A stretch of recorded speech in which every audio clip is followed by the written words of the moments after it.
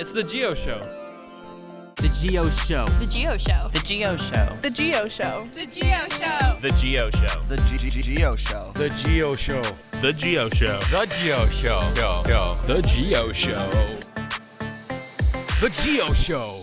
Hello and welcome to another episode of The GIO Show. I am, of course, your host and master of ceremonies, GOP.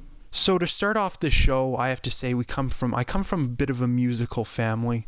Although I'll be perfectly honest, it kind of stopped at me. And what we have today is we have a cousin of mine. So I've always introduced myself at the beginning of the show as a GOP, but that P is for petty, and it's petty with an I, not a Y.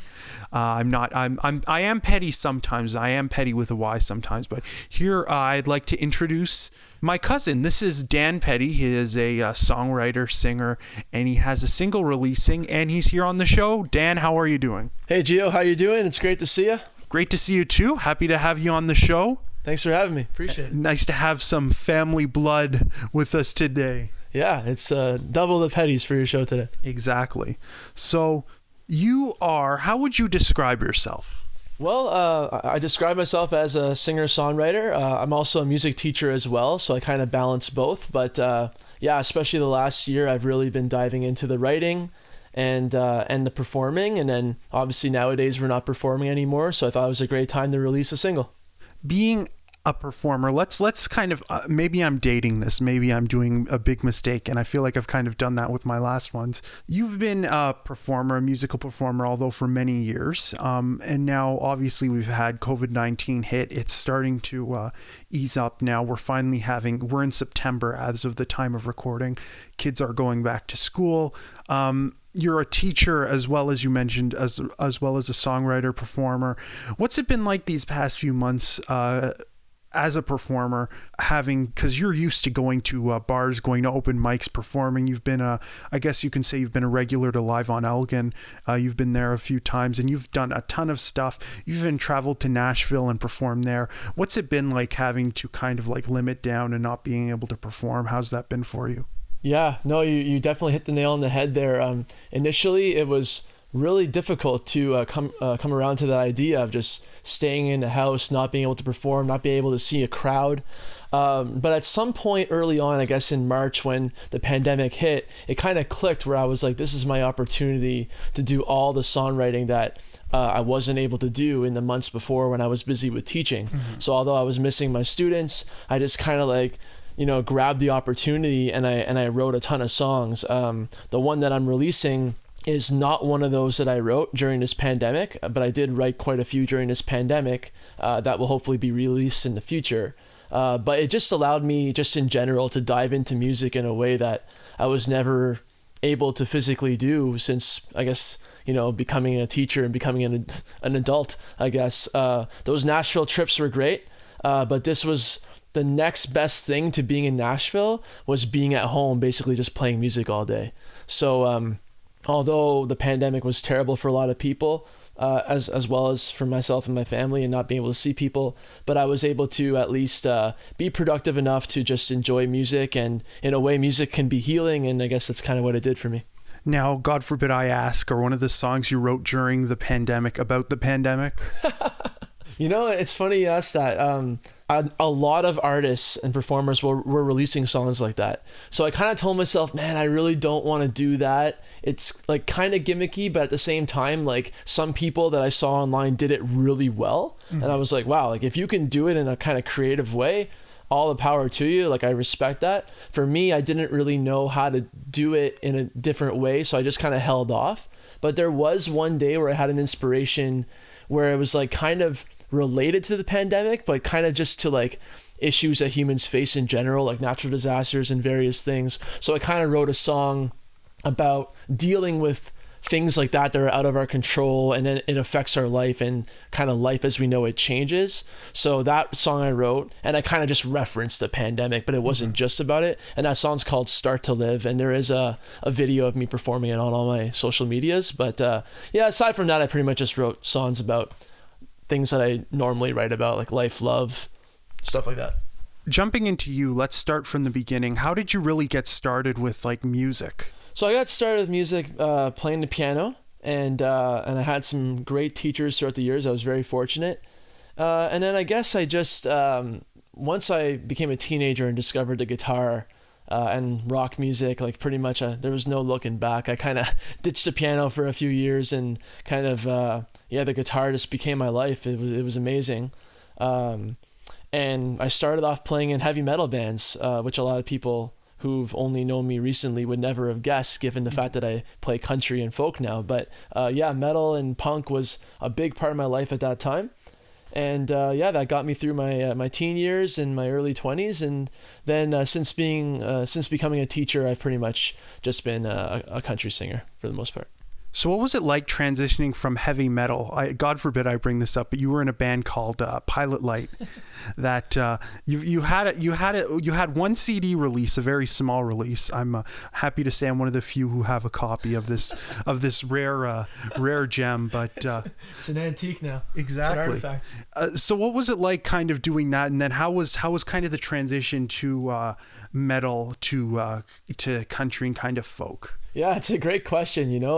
I'm kind of like a guy when it comes to things that I like. It's always polar opposites, people who ride in the car with me, like they'll hear this like insanely heavy, like intense metal song, and then the next song will be a really, really soft acoustic song. And I kind of, it's a way that I just stay balanced, I guess, if that makes sense. But the transition happened because a lot of country music that I was initially listening to had a lot of great guitar playing, and I respected it because I was already into all these great guitar players that were playing metal and rock music.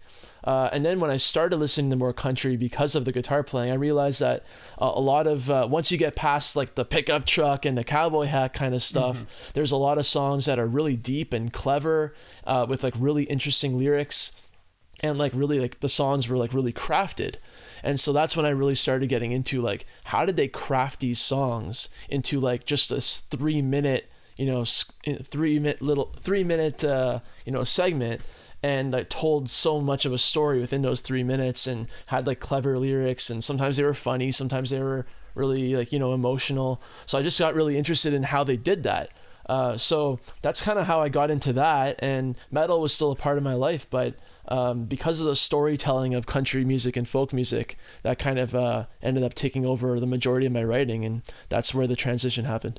I have to agree with you there, because people have this like kind of stereotypical view of country music, and I used to have it too. Like you were saying, like the whole thing with like the cowboys and the pickup trucks, and it's like drinking beer and stuff, and it's like the kind of stuff that you hear like them playing over the speakers at like the Lone Star, to be stereotypical, and you hear that and you're like, man, this stuff is garbage, like as a kind of thing. But once you actually dig in and you hear the stuff, it's like really has a lot of soul and stuff. Yeah, that's exactly it. And and a lot of people I know still think of it with the stereotypical ways, and every now and then like some stereotypes are fun to celebrate, but also I got to be genuine to myself and truthful, and like obviously I'm not from the country, I didn't grow up there, I go out there a lot, I love it.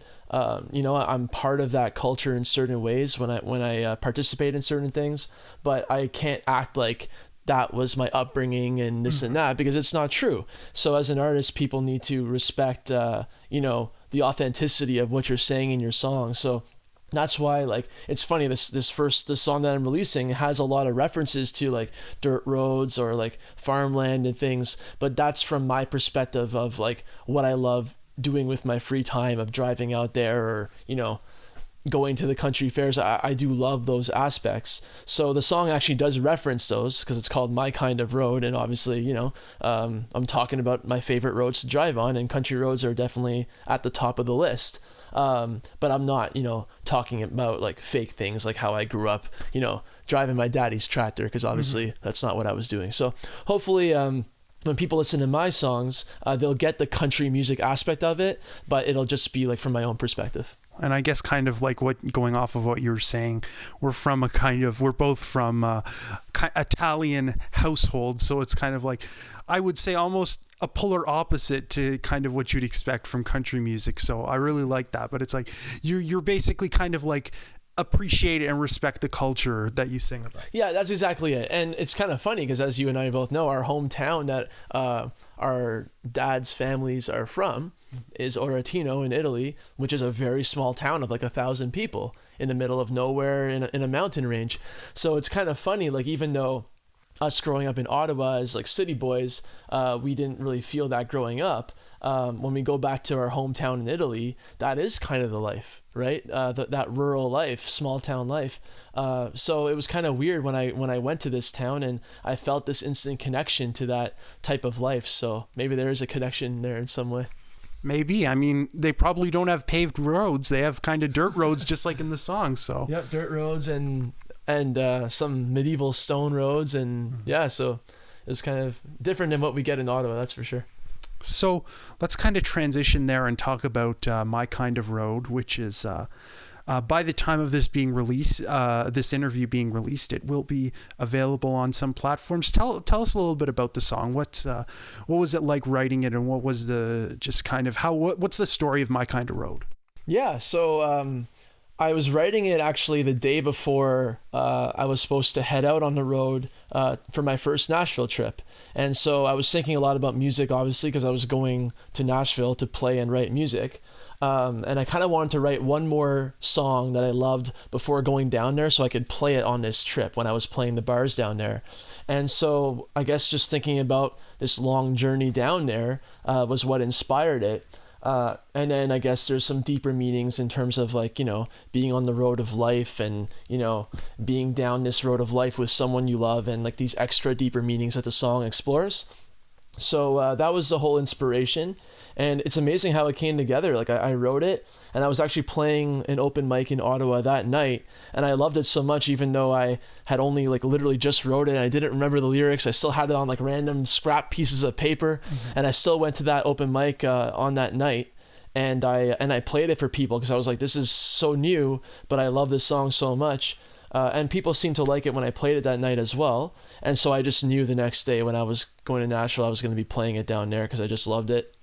And yeah, but that was actually 2 years ago. So fast forward 2 years, I decided that for the first single, it had to be that one. It meant too much to me to choose any other song as my first song. So I started the recording for it, and then the pandemic hit. So it actually got interrupted.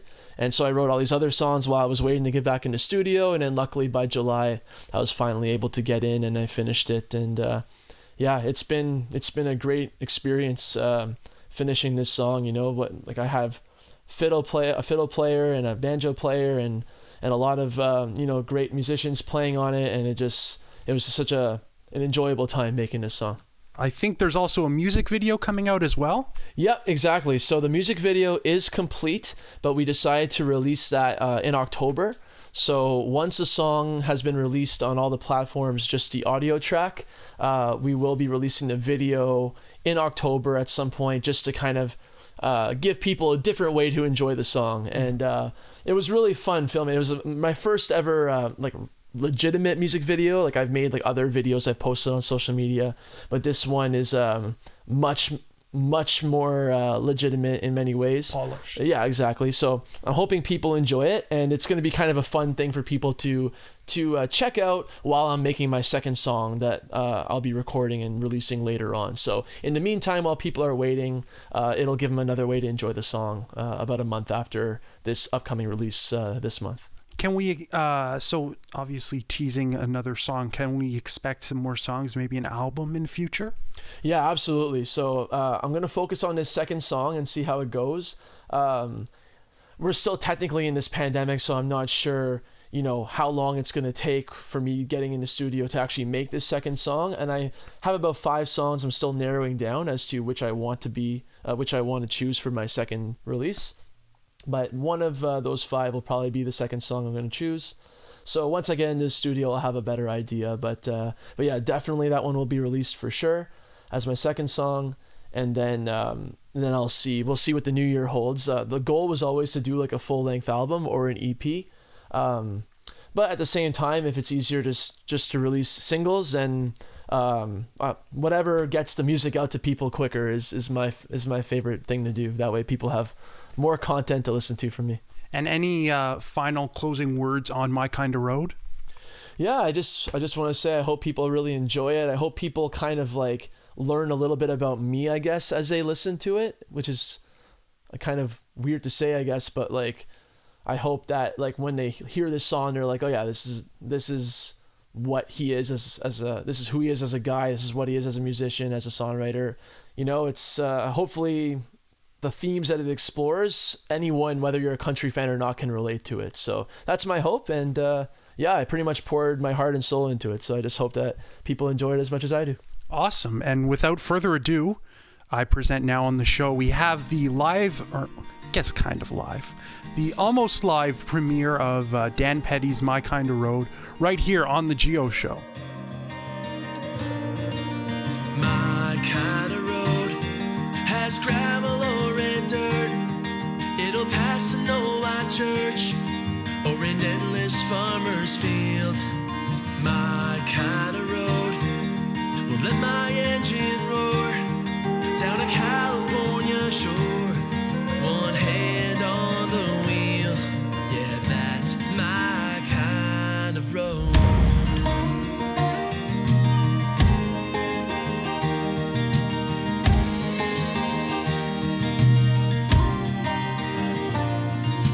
My kind of road will let me roll down the window so I can feel the wind blow and breathe in clean air. My kind of road might get me a little lost, but who knows what I'll cross in the middle of nowhere. Yeah, that's my kind of road.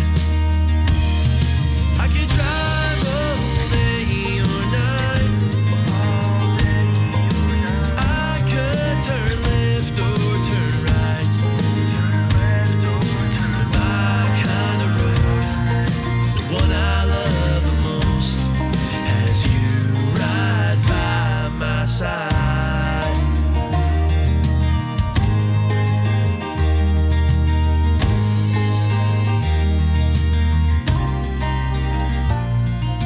My kind of road will take us up a mountain with your hand in my hand, and we'll hold on tight.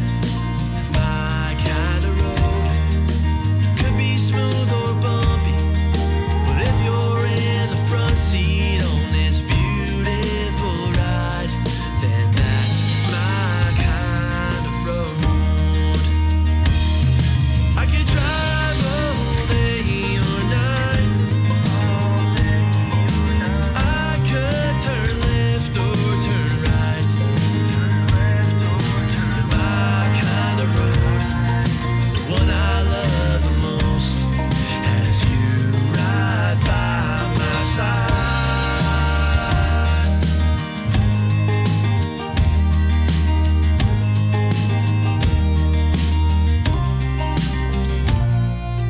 My kind of road feels so much better when we're traveling together, uphill or downhill on this crazy road. That's my kind of road.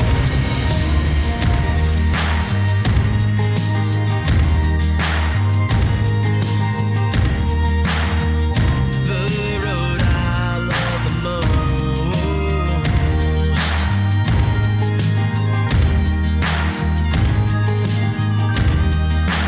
That's my kind of road. So that was My Kind of Road by, of course, you, Dan Petti. Thanks a lot. I really appreciate you having me on and playing the song on your show. You know, I really appreciate any support that I get, and you know, hopefully your fans enjoyed the song.